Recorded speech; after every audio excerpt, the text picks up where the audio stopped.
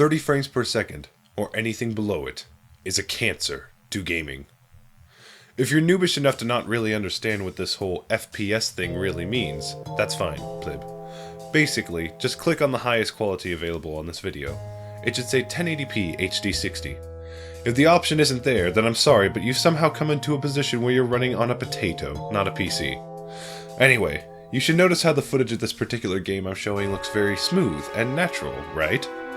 Well, I am now about to enlighten you to the dark secrets of this world, as the difference between this relatively high frame rate and 30 FPS is shown in the following accurate and unedited footage I'm displaying right now.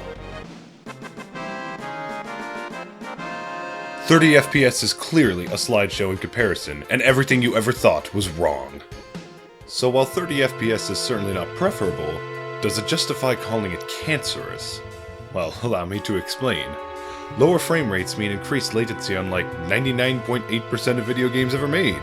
Now, what I'm referring to when I say latency is the time it takes for your button press to be read by the game that you're playing. It's a little complicated, but basically developers pretty much need to program the game to read your new inputs every time a new frame is drawn, because if they didn't, then it would basically be impossible to manage code.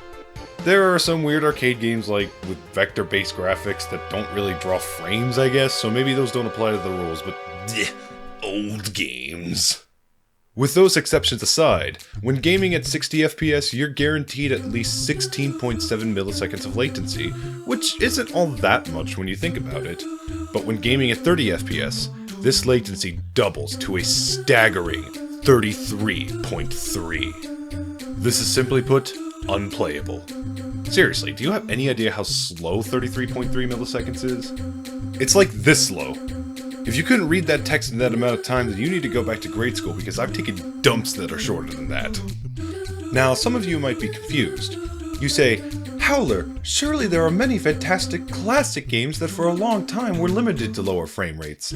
There are probably many that still have no PC or HD re-release of any sort that increase the frame rate, and yet are still just as much of a joy to play today. And that is where you are wrong, bucko, and clearly a very young and naive member of the gaming peasant class. See, many games of the past had cinema or theater features that would show the whole game being played from start to finish simply because 30 frames per second or lower was unplayable. The purpose of this extended demo was a compensation, so that you could still see how much fun it could be if you could play the game at a proper frame rate. That's right, every top 10 list or whatever you've seen that included Ocarina of Time was actually using this feature. The people would make an educated guess as to how much they would enjoy the game if they were the ones playing. I mean, clearly! There's no way you could actually beat an entire game that was locked at 20 FPS! Oh, and in case you want to get smart with me, the only reason that modern 30 FPS console releases don't suffer this limitation is due to the power of the cloud. Praise be. In case the technical aspect was not convincing for you, let us move on to reflect upon the grave damage that has been caused over the years and the casualties of games that could have been great, only to be ruined. Firstly, we will take a look at Metal Gear Solid, originally released for the Sony PlayStation, and capped at 30 frames per second. Hideo Kojima was already making a history with extremely cinematic games, with the horrific release of Metal Gear 2 8 years prior. Okay, but like, real talk here, is this game running at 15 frames per second? Like, I literally don't even know how slow this is. But Metal Gear Solid takes the cake for the most cinematic experience at the time, with its nauseatingly choppy frame rate. Seriously, Kojima, I know for a fact that you were directly involved with the code and therefore feel vindicated in blaming you directly for this garbage. I must ask you, how am I supposed to peer past corners, approach situations with caution, and crawl slowly to avoid making noise with such a laggy, choppy game at my controller's reach? And as if that weren't enough, the team never even learned their lessons, subjecting us to the same vomit twice more in Metal Gear Solid 3 and 4. Thankfully, the fan-favorite and generally preferred Twin Snakes release on the GameCube addressed this, and is far and away superior to the original garbage, made even better by the inclusion of the superbly redirected cutscenes from Team Ninja. What's not to love? You've been playing Super Mario Sunshine, haven't you? Next, we will be looking at Super Mario 64, released for the Nintendo 64 and originally capped at 30 frames per second. What can I say? Precision platforming and low frame rates simply do not mix. It's impossible to pull off the trickier feats in this game like wall kicking, backwards long jumping, flame cancelling, and butt bumping, all thanks to this ridiculous decision on Nintendo's part. Apparently, they figured it was more important to blast away pixels with some heavy anti-aliasing than to best facilitate my speedrunning and collection itches.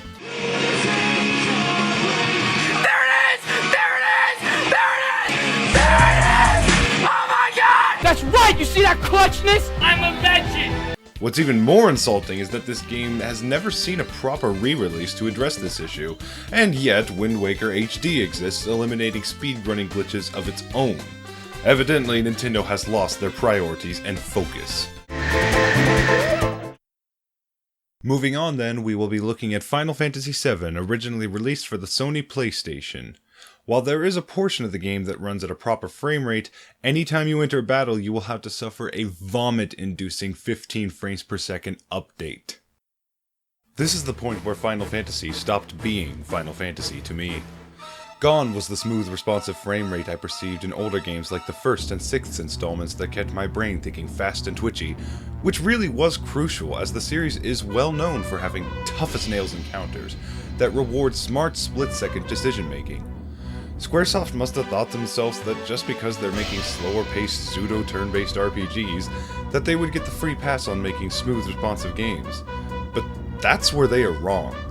See, I have a particular deficiency where I tend to violently upchuck when games couple largely static cameras with low frame rates, and so my anecdotal experience should obviously seriously be considered by Square Enix. Makes sense. Please, Square Enix, give me the true iteration of Final Fantasy VII. Next up is Doom, the PC first-person shooter released for IBM compatibles of the day, originally capped at 35 frames per second. This is probably one of the most egregious examples out there. There's so much wrong, I don't even know where to start. I've heard people claim that Doom is the granddaddy of the FPS genre, but firstly, they're wrong. That dishonor clearly belongs to Castle Wolfenstein. Get your facts straight, people. Secondly, I've heard those same sorts of people claim that Doom is an extremely fast-paced game, that its movement is like rocket-powered roller skates, and that has a certain exhilarating sense of carnage that simply hasn't been standard in first-person shooters since around 2002. Well, those people are clearly fools, because if Doom was supposed to be that fast, then why would it have this frame rate limit that renders its speed and carnage unenjoyable in the first place? And the question really must be asked, why 35 frames per second? If the game could render above 30 after all, then why only give it 5 extra frames to work with? Well, I think I once heard some nerd try to give some technical explanation about CRT monitors, flicker, and how his 70 Hz or something at one point. I pose a far simpler reason. The frame rate cap was planted by the far less talented John Romero, either because he didn't know what he was doing, or he wanted to sabotage the company.